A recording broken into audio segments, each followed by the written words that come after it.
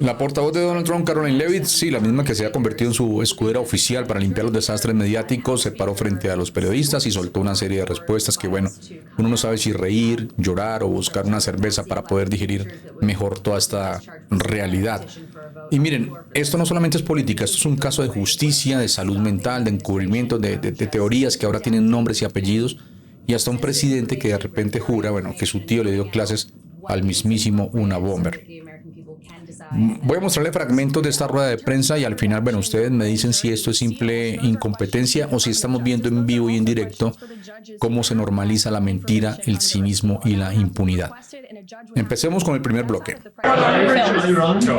Does the president believe that justice has been served in the Epstein case? Look, the president believes that he directed the Department of Justice to do an exhaustive and thorough review.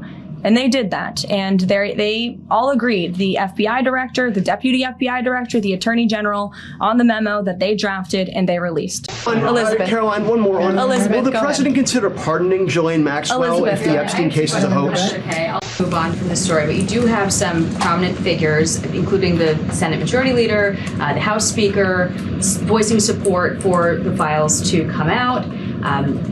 Representative Massey collecting signatures that would force a discharge petition for a vote on the floor for this. It doesn't seem to be going away. What is stopping the administration from just redacting any sensitive information, grand jury information, and putting out what is appropriate so that the American people can decide and then let this story die? Well, in terms of redactions or grand jury seals, those are questions for the Department of Justice. Those are also questions for the judges who have that information under a seal. And that would have to be requested and a judge would have to approve it. That's out of the president's control. He has said, in agreement with some of the leaders on Capitol Hill, that if the Attorney General and the Department of Justice come across any other credible evidence, they should provide that to the American people. The president has said that, and he agrees with them on Why that. did you hire Maureen Comey? The Department of Justice did, and I would defer you to them. Dasha. Has the White House been directly Ok, primero arranca Caroline Leavitt como si estuviera leyendo un panfleto de campaña diciendo que Trump cree que ya se hizo una revisión exhaustiva del caso a Epstein y que bueno, que todo está bien, que el FBI, el fiscal general, el memo, bla, bla, bla, todo perfecto? Ah, perfecto. Estamos hablando de una red internacional de abuso sexual, no estamos hablando de un reporte de presupuesto. Y la respuesta es como si estuvieran cerrando una licitación de compra de papel para la Casa Blanca. Sí, ya se hizo la revisión, todo está aprobado. Siguiente pregunta. O sea, así de fácil. Luego viene lo más grotesco de todo. ¿Donald Trump va a considerar perdonar a Ghislaine Maxwell? Ahí fue cuando Caroline se fue por la tangente, no dijo que no aclaró nada, no desmintió. Bueno, solo patinó. Y eso en política es una respuesta. Cuando no dices que no, es porque estás dejando la puerta ahí entreabierta. Vamos con el siguiente bloque. A lot of discussion about the Epstein files and the president's comments yesterday calling it a hoax. Can you clarify which part of the Epstein hoax is the hoax part? The president is referring to the fact that Democrats have now seized on this as if they ever wanted transparency when it comes to Jeffrey Epstein, which is an asinine suggestion for any Democrat to make. The Democrats had control of this building, the White House, for 4 years, and they didn't do a dang thing when it came to transparency in regards to Jeffrey Epstein and his heinous crimes. It was this president who directed the Department of Justice and the Attorney General to do an exhaustive review of all files related to Jeffrey Epstein, which they did. The Attorney General and the FBI, led by Pam Bondi, Dan Bongino, Kash Patel, these are great patriots, some of the most trusted voices in the Republican Party movement. It's part of the reason the president appointed them to the... Additionally, recent photos of the president have shown minor bruising on the back of his hand. This is consistent with minor soft tissue irritation from frequent handshaking and the use of aspirin, which is taken as part of a state. Si te preguntan cuál es la parte del escándalo Epstein, qué es un engaño, qué es una farsa, bueno, ¿qué responderías? Porque esa fue la pregunta que le lanzó la periodista. Y Caroline no respondió nada, simplemente se fue por el desvío de siempre, culpar a los demócratas. O sea, en vez de explicar qué parte del caso Epstein es falsa, nos da una clase de historia revisionista. Los demócratas tuvieron el poder y no hicieron nada. Ok, puede que tenga razón, pero eso no responde la pregunta. La pregunta es qué parte de la red de abuso, los vuelos, las fotos, los nombres de las víctimas, es mentira. La respuesta es nada. No niegan el crimen, no niegan a Epstein, no niegan a Ghislaine, simplemente convierten la narrativa en todo esto como una jugada política. Y amigo, cuando haces eso, lo que estás haciendo es deshumanizar a las víctimas. Lo más enfermo de todo es que cuando te dice que todo ya fue revisado por Kash Patel y por Dan Bongino. Kash Patel y Dan Bongino. Estamos hablando de influencers MAGA a los que Donald Trump les dio cargos de confianza. O sea, que van a repetir como loros lo que Donald Trump quiere que se diga. Y luego viene el desvío más absurdo de todos. Cuando le preguntan por los moretones en la mano de Donald Trump y la hinchazón de sus piernas. Miren, ojo porque esto no es un tema menor. Porque en cualquier presidente del mundo cuando se habla de su salud física, eso implica estabilidad, implica decisiones, implica poder. Bueno, y Caroline sale con que es por dar muchos apretones de mano y porque toma mucha aspirina. Y si quieren más información, pues les mando una carta del médico. Esa frase ya la hemos escuchado antes. El médico dice que está perfecto. Lo dijeron con Trump en 2019. Lo han dicho con Bolsonaro, lo han dicho con Putin. Siempre es la misma cosa, siempre es la misma jugada, literalmente.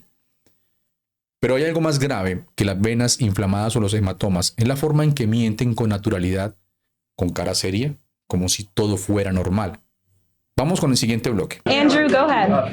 So on Tuesday, the president told a very detailed story about his uncle, noted scientist John Trump, and Theodore Kaczynski, the late Unabomber. He said that Dr. Trump taught Ted Kaczynski. Ted Kaczynski was not identified as the Unabomber until 1996, 11 years after John Trump passed away. It would have been impossible for John Trump to have ever discussed the Unabomber with the president. So what was he talking about? And I have one follow-up. Andrew, with so many issues going on in the world, I'm a little bit surprised you would ask such a question, although I'm not sometimes coming from you, I will say, but I'm willing to give you an answer. Nevertheless, the president's uncle did, in fact, teach at MIT. He was a very intelligent professor. The president's very proud of his family. In fact, the president has a letter from his uncle on the MIT letterhead. Ok, hablando de salud mental y todo este cuento, lo que acaban de escuchar no es un lapsus, es una alerta roja de disociación con la realidad. Donald Trump dijo públicamente que su tío John Trump, profesor en MIT, le habló de Ted Kaczynski, el Unabomber, o sea que le enseñó o lo tuvo como estudiante o le comentó cosas sobre él. Pero aquí viene el dato duro. John Trump murió en 1985. Kaczynski fue identificado como el Unabomber en 1996. O sea, 11 años después. Entonces la pregunta es, ¿cómo carajos le pudo haber dicho algo así? ¿Viajó en el tiempo? ¿Ouija presidencial? Y la reacción de Caroline no es negarlo, no es decir, disculpen, fue un error. No, es desviar la atención con una historia de orgullo familiar y una carta en papel membreteado de MIT. ¿Qué tiene que ver una carta del tío con el hecho de que el presidente de los Estados Unidos esté mezclando tiempos, personas y realidades? Esto no es un error de cronología, no. Es un síntoma y aquí hay dos opciones. Primera, Trump está mintiendo descaradamente como suele hacerlo, cuando quiere parecer más sabio o conectado con eventos históricos, aunque sea imposible. Segundo, peor aún, Donald Trump ya no distingue lo que es verdad y lo que inventa. Y cualquiera de esas dos opciones es gravísima. Porque si un presidente cree que su tío le habló de alguien que no era famoso aún, que no había sido descubierto aún, que ni siquiera había sido capturado, entonces, ¿a qué más cosas está reaccionando mal Donald Trump? ¿Qué decisiones está tomando basado en recuerdos falsos? Y ojo con esto porque no es la primera vez. Él ya ha dicho que conoció a personajes históricos que murieron antes de que incluso él naciera, que fue invitado a premios que no existen y que tiene amigos que solo viven en películas, como su gran amigo Hannibal Lecter. Esto no es un tema de, oh, qué gracioso es Donald Trump. Esto es serio. Porque miren, cuando un líder ya no distingue la ficción de la realidad, todo el país queda atrapado en su delirio. Ok, miren, lo que acabamos de ver en esa conferencia de prensa es una muestra perfecta de lo que pasa cuando el poder se convierte en teatro. No hay respuestas claras, no hay rendición de cuentas, no hay verdad, solo evasivas, frases recicladas y una vocera que parece más preocupada por proteger al presidente que por informar al país. Y mientras tanto, bueno, las víctimas de Epstein siguen sin justicia, los archivos siguen bajo llave, la salud del presidente se maneja con excusas. Y la política exterior se reduce a cuentos de hadas y enemigos imaginarios. Lo peor de todo es que mucha gente todavía prefiere no ver, porque, bueno, aceptar esa realidad duele. Duele saber que quienes están al mando ya no te ven como un ciudadano, te ven como un espectador de su propio reality show. Y en eso estamos. Suscríbete si todavía no lo has hecho, bueno, porque aquí no solamente reaccionamos, acá también pensamos juntos. Y nos vemos en el próximo episodio de La Jugada Política. Un abrazo fuerte para todos. Hasta pronto.